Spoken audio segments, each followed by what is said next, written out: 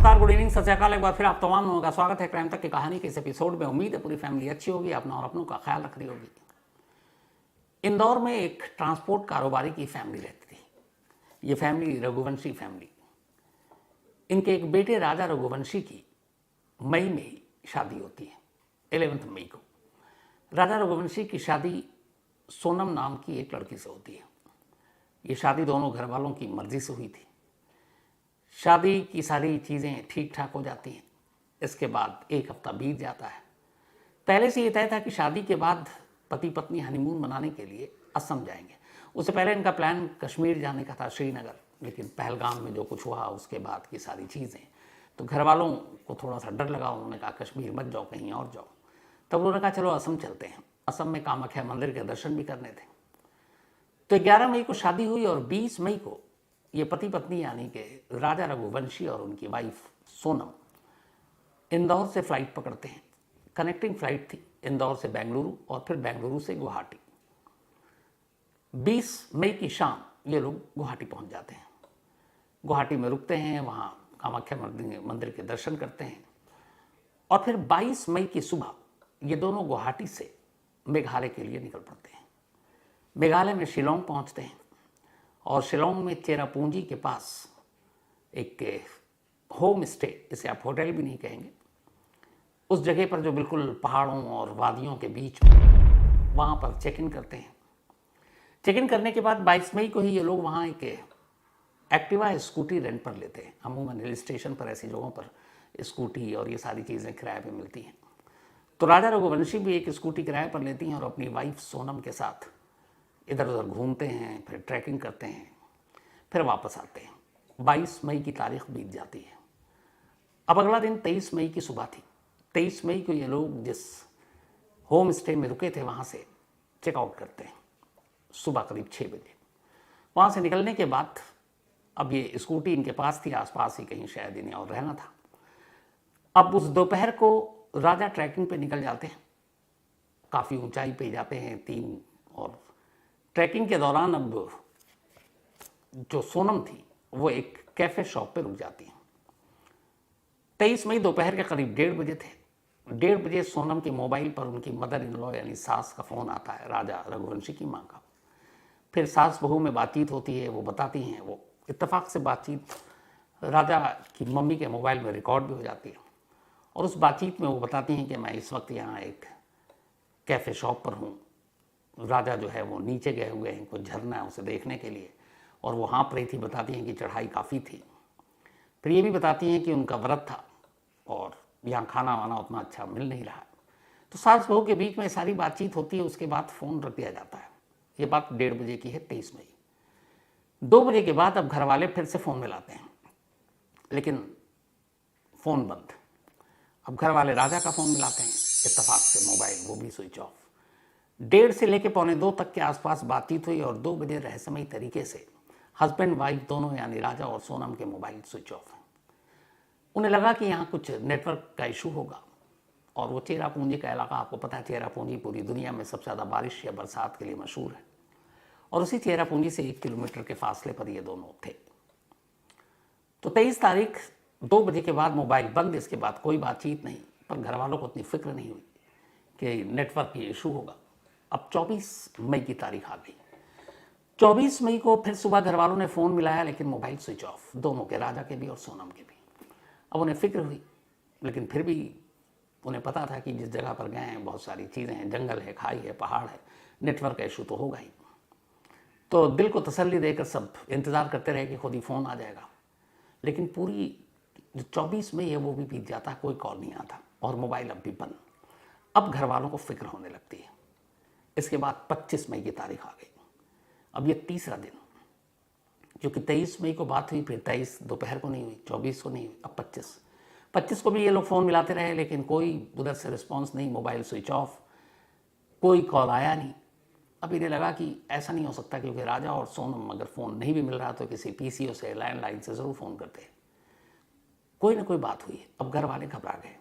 इसी के बाद राजा रघुवंशी के एक छोटे भाई और सोनम का एक भाई, फैमिली ये तय करती है कि तुम दोनों जाओ और जाकर उन्हें देखो कि कहाँ है, क्या हाल है। घर वाले घबरा गए।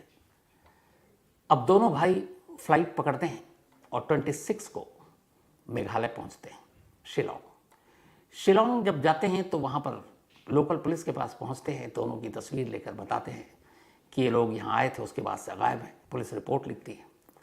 इत्तेफाक से गायब होने से पहले 23 मई को राजा और सोनम ने अपनी फैमिली के साथ कुछ पिक्चर शेयर की थी हनीमून पे, जब गए वहाँ घूम रहे थे शिलोंग में। तो उसे एक पिक्चर में एक स्कूटी नजर आई, उस स्कूटी के पीछे एक मोबाइल नंबर था।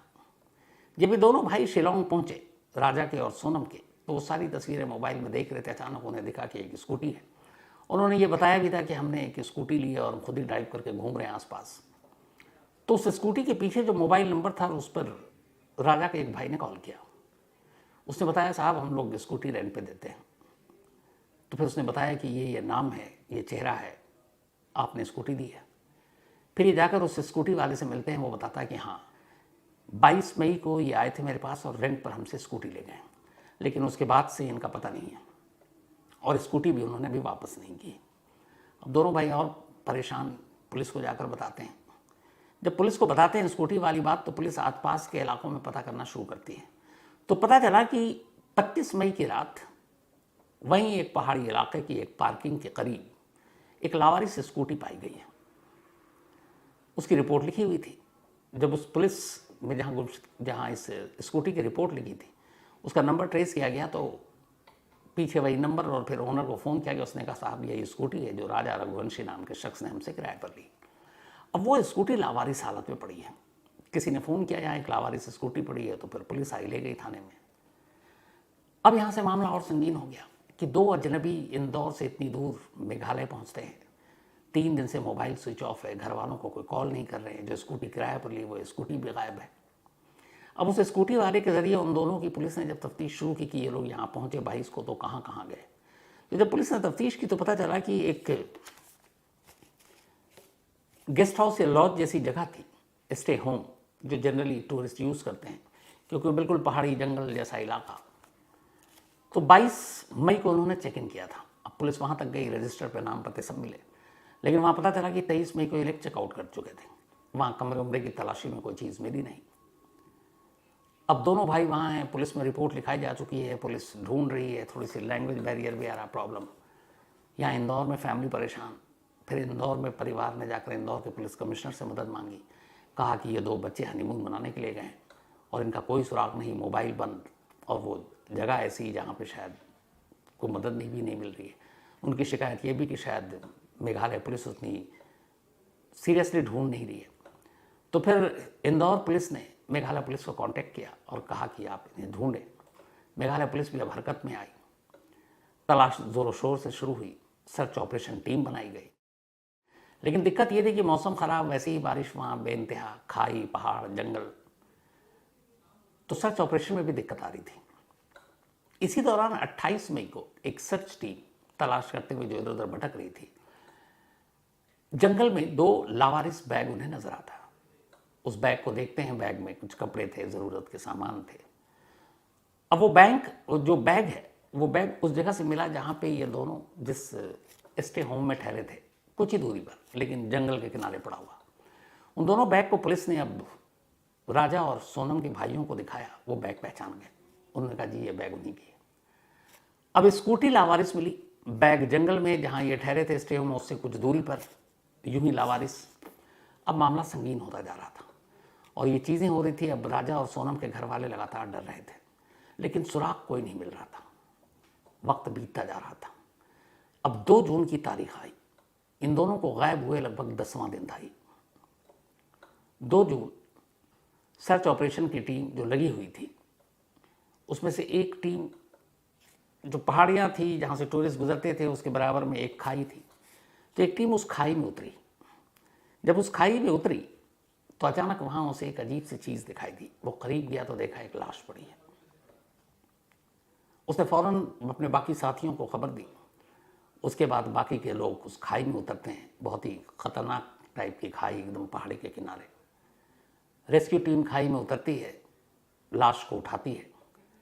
लाश के आसपास कुछ चीज़ें मिली थी, जिनमें एक मोबाइल का टूटा हुआ स्क्रीन, इसके अलावा कुछ छोटी मोटी और चीज़ें, पुलिस वो सारी चीज़ों को भी उठाती है। उसके बाद लाश को शिलोंग के मेडिकल कॉलेज अस्पताल भेज दिया जाता है।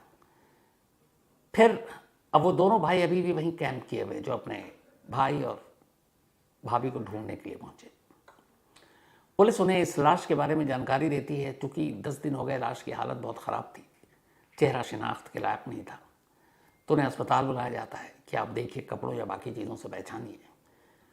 तो राजा रघुवंशी के भाई जब लाश को देखते हैं तो दाहिने हाथ पर एक टैटू पे नज़र पड़ता है, और वो टैटू में RAJA लिखा था, राजा, यानी उनके भाई का नाम। वो उस टैटू को पहचानते थे। उस टैटू को देखते ही वो रोने लगते हैं और बताते हैं कि ये उनके भाई की लाश है। अब पुलिस जिसे 10 दिन से सर्च ऑपरेशन के जरिए ढूंढ रही है, वो एक लाश की शक्ल में एक खाई से बरामद हुई। लाश को पोस्टमार्टम के लिए भेज दिया जाता है, लेकिन जिस जगह ये लाश मिली उसके आसपास कहीं भी सोनम का कोई सुराग नहीं था। अब अगले दिन फिर पुलिस उस जगह पर, उसके आसपास के कई किलोमीटर के रेंज में फिर से तलाश शुरू करती है कि शायद यहाँ कहीं सोनम मिल जाए। मौसम भी साथ नहीं दे रहा है, बारिश भी हो रही है, फिसलन भी, कीचड़ भी, घने जंगल भी। फिर ड्रोन की मदद ली गई, ड्रोन के जरिए सर्च ऑपरेशन चला, लेकिन सोनम का सुराग नहीं मिल रहा। इस दौरान में उधर पोस्टमार्टम रिपोर्ट आ गई। पहले ये था कि खाई में लाश मिली है, शायद कोई हादसा हो, एक्सीडेंट हो, लेकिन जब पोस्टमार्टम रिपोर्ट आई तो पता चला कि ये कोई एक्सीडेंटल डेथ नहीं है, बल्कि एक मर्डर है, कत्ल का केस है। इत्तेफाक से जिस जगह लाश मिली वहाँ से थोड़ी दूरी पर एक चापर, एक दाव टाइप का हथियार होता है जो नॉर्थ ईस्ट में यूज़ होता है, वो भी मिला, बिल्कुल न्यू। और उसको देखकर पुलिस का अंदाजा है कि शायद उसी से कत्ल किया गया।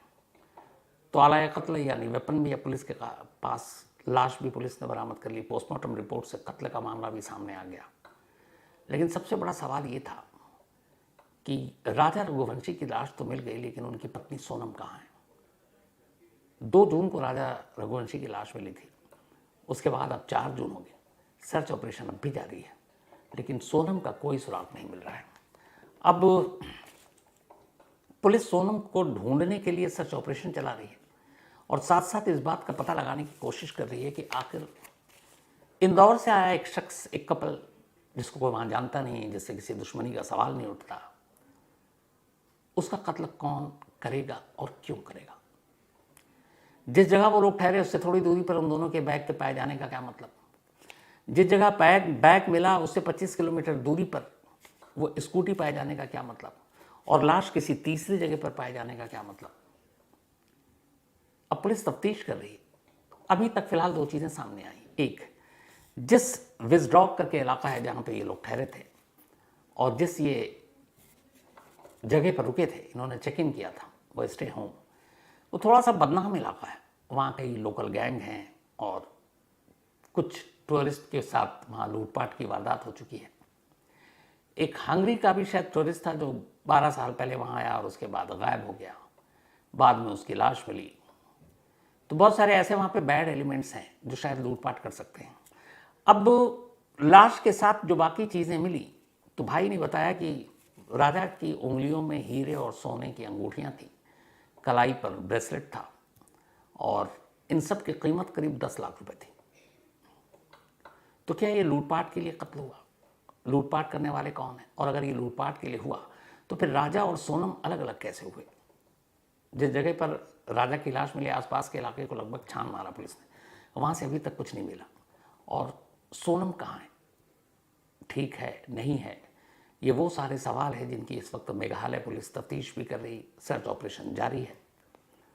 और उधर इंदौर में बैठा परिवार इंतज़ार कर रहा है उन दोनों के घर लौटने का। राजा रघुवंशी की माँ को अभी तक ये नहीं बताया गया कि राजा की मौत हो चुकी है, क्योंकि शायद वो माँ कैसे बर्दाश्त करे जिसके 10, 15, 20 दिन पहले शादी हुई, उसने उसको दूल्हा बनते देखा, बड़े अरमान से बहू लेकर घर में आई और वही बेटा और बहू हनीमून मनाने के लिए गए और दोनों गायब। एक की तो मौत की खबर आ गई है, दूसरे की कोई खबर भी नहीं आ रही है।